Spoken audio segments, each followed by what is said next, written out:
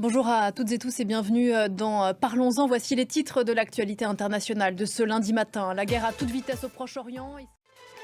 C'est la première fois depuis le 8 octobre que Beyrouth est touchée par une frappe israélienne. C'était cette nuit dans le quartier de Kola.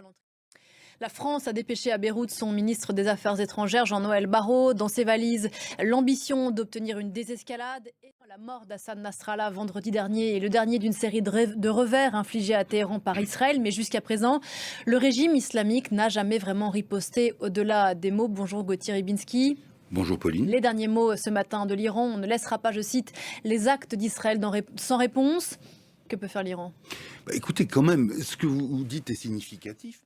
À suivre donc, merci beaucoup Gauthier. Et vous la voyez à l'antenne à l'instant, à la prise de parole du numéro 2 du Hezbollah, la première depuis l'annonce du décès du patron du groupe chiite Hassan Nasrallah.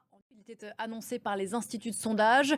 Le séisme a eu lieu en Autriche ce week-end pour la première fois depuis 1945. L'extrême droite arrive en tête des législatives avec près de 30% des suffrages. Parmi les réactions à cette victoire de l'extrême droite autrichienne ici en France, celle de Marine Le Pen, la patronne des députés Rassemblement National à l'Assemblée, se réjouit, je cite, de cette lame de fond qui porte la défense des intérêts nationaux et la sauvegarde des identités, la résurrection des souverainetés. Fin de citation. Marine Le Pen qui sera tout à l'heure sur le banc des prévenus devant le tribunal de Paris avec plusieurs cadres de son parti. Bonjour Flo Simon. Bonjour Pauline. Et Marine Le Pen joue gros avec ce procès.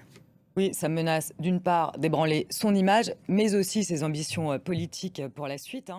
Et ce sera le sujet du Parlons-en de demain. Merci beaucoup Flore. Pour finir, une dernière information et ce coup de tonnerre sur la planète football.